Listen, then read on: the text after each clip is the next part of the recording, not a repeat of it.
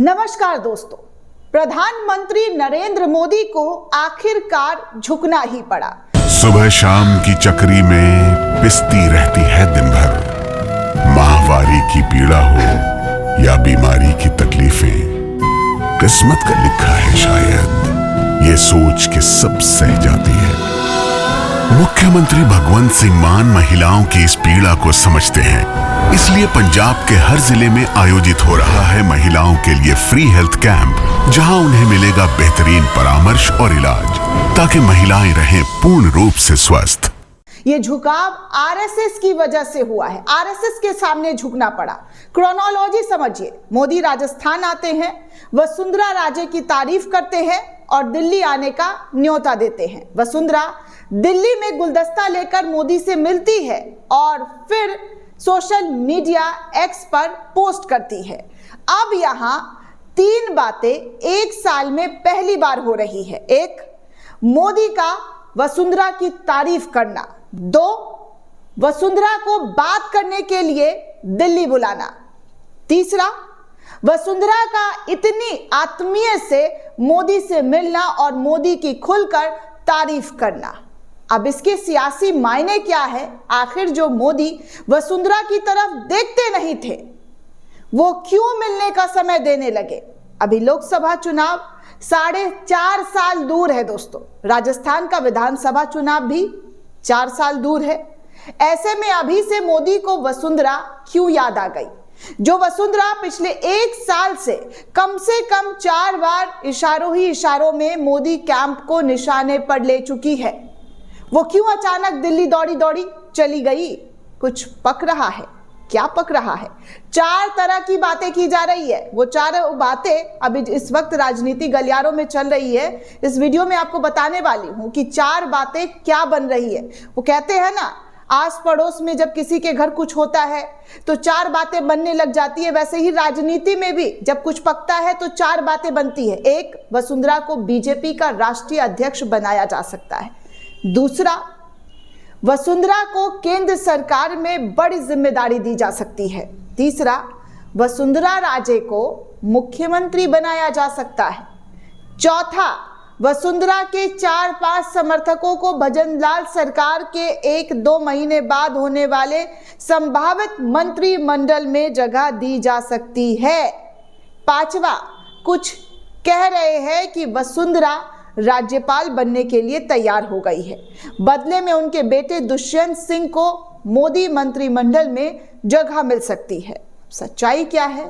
3 लोग ही जानते हैं। 1, मोदी, 2, वसुंधरा राजे और 3, मोहन भागवत। 3 नाम आपको चौंका रहा होगा, लेकिन बड़ी ही सच्चाई इसी नाम में छुपी हुई है। बताएंगे आगे। पहले 5 तरह की चर्चा कर लेते हैं दोस्तों इस वीडियो में कि क्या है 5 चर्चा।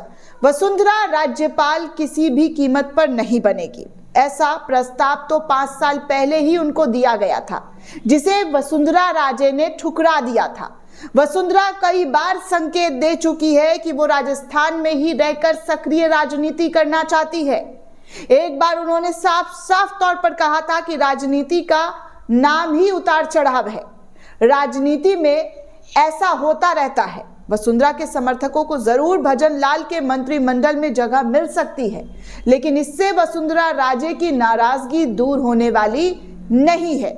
बेटे का मंत्री बनना भी संभव नजर नहीं आता है। इस पर कोई सौदेबाजी भी नहीं हो रही है।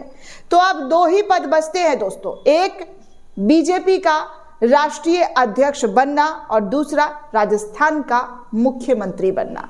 अब इन दोनों में, जी हाँ, अब इन दोनों में वसुंधरा राजे को क्या मिलता है, कौन सी कुर्सी मिलती है, ये देखना दिलचस्प होगा। आपको भी जानकर हैरानी हो रही होगी ना कि आखिर मोदी ने वसुंधरा को बात करने के लिए क्यों बुलाया। तो पता चल रहा है दोस्तों सूत्रों के हवाले से कि संघ ने इसके लिए मोदी पर दबाव डाला।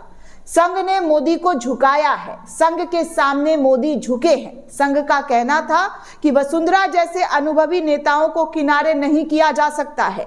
मोदी जी जो स्थानीय क्षेत्रों को हाशिए पर डालना चाहते हैं, वो पार्टी के लिए ठीक नहीं है। ऐसे में सूत्रों के अनुसार संघ ने मोदी से कहा है कि उन्हें वसुंधरा को बुलाकर उनके गिले शिकवे सुनने चाहिए और उन्हें उचित सम्मान देना चाहिए। एक सूत्र ने यह भी बताया है दोस्तों कि संघ चाहता है कि वसुंधरा सक्रिय राजनीति में बनी रहे और उन्हें कोई बड़ी जिम्मेदारी दी जाए भारतीय जनता पार्टी के अंदर। सूत्र ने यह भी कहा है कि वसुंधरा का जल्द ही एडजस्ट किया जा सकता है बीजेपी में किसी बड़े पद पर।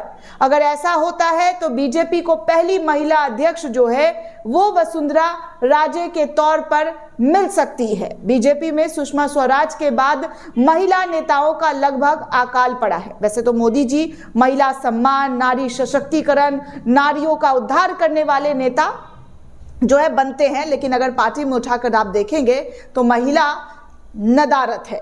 वसुंधरा इसी कमी को शायद बीजेपी की पूरी कर सकती है। महिला वोटरों में वसुंधरा की अच्छी पैठ है और ये दौर महिला वोटरों के नाम रहा है, क्योंकि वसुंधरा और मोदी की पटती नहीं है, लिहाजा वो हर बात में हाँ मिलाने से रही। और ऐसा ही कोई अध्यक्ष संघ भी चाहता है कि वो बीजेपी के हाँ में हाँ ना मिलाए, उनके दही में सही ना करे। प्रियंका गांधी के सियासी चढ़ाव का तोड़ भी वसुंधरा को ही बीजेपी देख सकता है।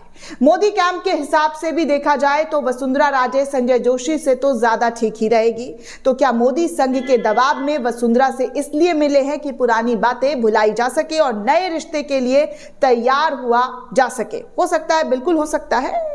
पिछले 1 साल में वसुंधरा के 4 बयान चर्चा में रहे हैं। एक कोई नेता पद में रहता है तो उसकी सियासी कद कम होना शुरू हो जाता है। ये बयान लोकसभा चुनाव के नतीजे के बाद वसुंधरा राजे ने ही दिया था। उस समय मोहन भागवत ने भी कहा था कि कुछ लोग खुद को सुपरमैन मानने लगते हैं। अभी हाल फिलहाल में भी आपको याद होगा कि मोहन भागवत ने मस्जिद की खुदाई को लेकर जो चीजें हो रही है उस पर किस तरीके से खुलकर बोला था, जिसके बाद बीजेपी का स्टैंड लेने की बार बार मीडिया ने कोशिश की तो बीजेपी ने इस पर चुप्पी साध ली और कुछ ने तो मोहन भागवत को मुल्ला तक करार दे दिया।